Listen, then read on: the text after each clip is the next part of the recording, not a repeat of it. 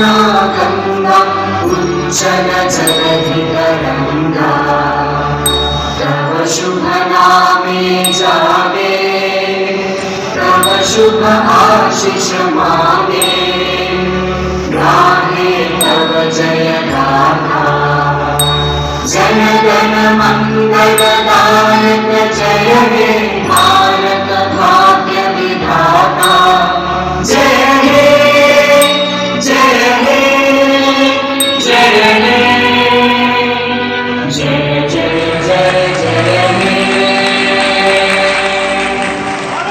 धन्यवाद सभी का।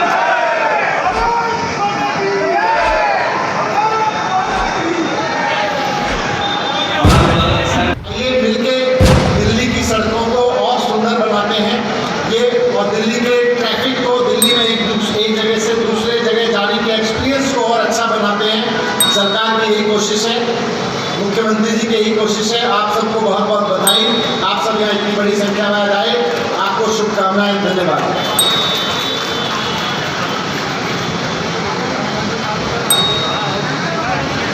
बहुत बहुत धन्यवाद सर। सर उसके साथ एक और कुछ बात है। उनका ये कहना है कि जो रोहिंग्या मुस्लिम्स को दूसरी जगह और माहौल दिया है दिल्ली सरकार ने। मैंने प्रेस कॉन्फ्रेंस करके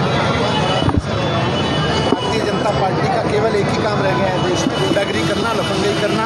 जहाँ जहाँ गुंडाई और लफंगई करनी होती है वहाँ भारतीय जनता पार्टी पहुँचती है, या कहीं कोई देश में लफंगई करता है तो भारतीय जनता पार्टी उसका सम्मान करती है, उसको स्टेज पर बुला के उसके नेता उनको फूलमाला पहनाते हैं। और रोहिंग्या की बात हो या बांग्लादेशियों की बात हो, बसाया किसने है? भारतीय जनता पार्टी ने जगह जगह बसाया है, और ये स्क्रिप्टेड तरीके से वहाँ पे गुंडागिरी का माहौल बनाते हैं, जिससे लोग स्कूल की, अस्पताल की, बिजली पानी की बात ना करें, इनसे पुलों की बात ना करें, सड़कों की बात ना करें। आश्रम चौक पर लोकार्पण का कार्यक्रम बहुत कम संपन्न हुआ। मुख्यमंत्री कमलों से आप सबसे अनुरोध, एक बार आप अभिवादन करें, हाथ जोरदार तालियों पर सराहना। ये जनता से जुड़ा हुआ काम है। यहाँ से ये बना तो जंगपुरा क्षेत्र में, लेकिन पूरी दिल्ली जो है इसका फ़ायदा उठाने वाली है। और जिस तरीके से आप सबको पता है कि पहले जो है आश्रम अंडरपास पे जाम लगा करता था, घंटों लोग जो है एम्बुलेंस भी निकल पाती थी, और आश्रम अंडरपास बनने के बाद जो है यहाँ के लोगों को बहुत सहूलियत मिलेगी। और आश्रम फ्लाईओवर DND एक्सटेंशन बनने के बाद जो है लोगों यहाँ ये जो इलाका है पूरा जाम मुक्त हो जाएगा। तो ये एक बहुत बड़ा दिन है जो पूरी दिल्ली वालों को एक तोहफे मिला है। सभी को बहुत बहुत शुभकामनाएं, बधाई।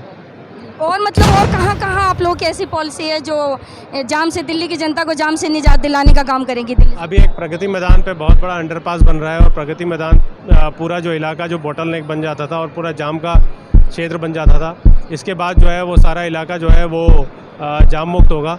और ऐसे बहुत सारी दिल्ली में अलग अलग जगह पे, कोंडली में भी एक फ्लाईओवर बन रहा है, ऐसे दिल्ली में अलग अलग जगह पे, बहुत सारी जगह पे इस तरह का काम चल रहा है, जिसके बाद जो है दिल्ली को जाम से मुक्ति मिलेगी। ठीक है, धन्यवाद।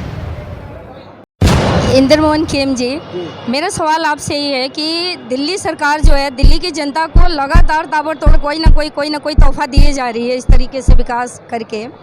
तो जैसे कि शिक्षा फ्री, स्वास्थ्य फ्री, बिजली फ्री, पानी फ्री। आज ये दिल्ली की जनता को, आश्रम के लोगों को जो है, क्योंकि मैं भी कभी कभी यहाँ पे आती थी तो मैं देखती थी बड़े लंबे जाम रहते थे यहाँ पे, बहुत मुश्किल होता था यहाँ से निकलना। और आज ये अंडरपास दे करके दिल्ली की सरकार ने दिल्ली की जनता को जो तोहफा दिया है, इस पर आप क्या कहें? देखिए, ये हमारी है ना यहाँ की लोकल जनता की 25-30 साल से डिमांड थी। ये 15-20 साल से तो बहुत जाम था, लेकिन ये तोहफा हमें अरविंद केजरीवाल जी ने और हमारे विधायक श्री प्रवीण कुमार जी के प्रयास से हुआ है। 15 साल PWD मंत्री रहे हमारे कांग्रेस के, शीला दीक्षित जी रहे, वहाँ भी हमने गुहार लगाई थी आम जनता ने, लोकल लोगों ने, लेकिन वो कर नहीं पाए। लेकिन ये जो तोहफे दे रहे हैं ना, अभी आपने बोला शिक्षा के और एजुकेशन, जितनी भी हमारी वो है डिपार्टमेंट, उसमें हमें सारी जो सुविधाएं मिली हैं वो हमें अरविंद केजरीवाल जी ने दी है। अच्छा, तो और मतलब ऐसी क्या क्या जो है विकास की नीतियां हैं दिल्ली सरकार की जो दिल्ली की जनता को देना चाहेगी? अभी मनीष सिसोदिया जी ने खुद स्वयं बोल करके गए हैं कि मैं अब दिल्ली की सड़कों पर ध्यान दे रहा हूँ। जैसे यहाँ पे अंडरपास इन्होंने चालू कराया, ऐसे बहुत सी जगह जहाँ आज भी जाम लगता है, और उन्होंने बताया कि एक दिन के अंदर पता नहीं कितने हजार लीटर पेट्रोल खर्च होता था लोगों का। अब वो हमारी आपकी जनता की जेब से ही तो जाता था। देखो कितनी बचत हुई है, 15,000 लीटर कम नहीं होता, 24 घंटे का। उनके ऊपर ऑन रिकॉर्ड उन्होंने सारी चीज़ें बताई हैं।